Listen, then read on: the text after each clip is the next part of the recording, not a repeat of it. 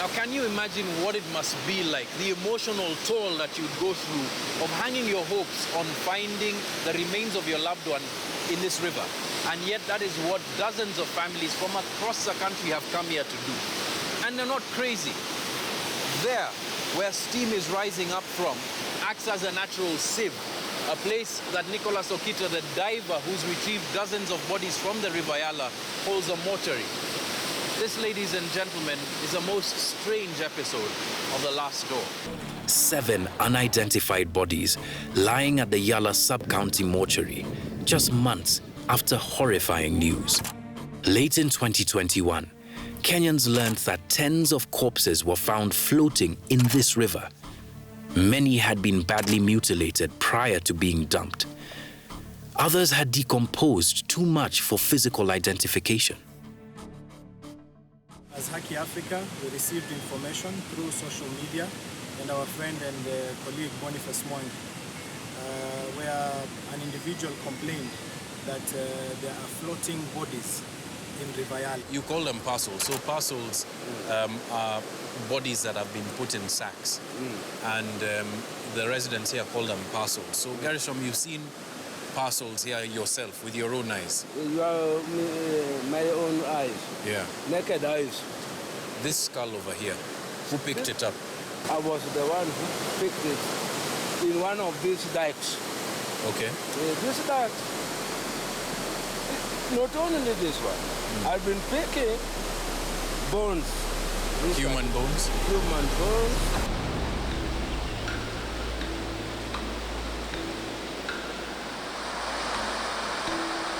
Last year there were so many.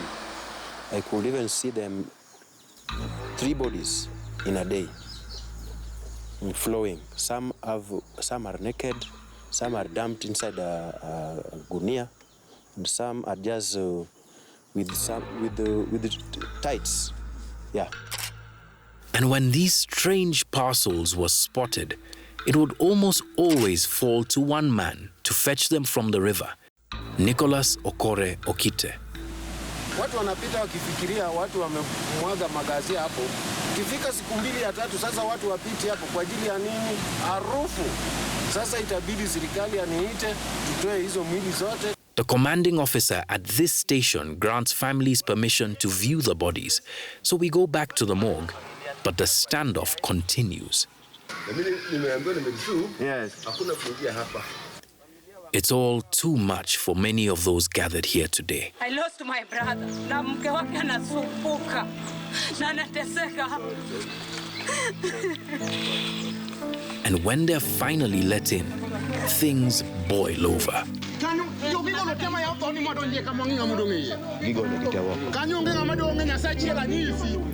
Eventually, Beatrice, Dorothy, and all the family members gathered here are allowed to go into the morgue.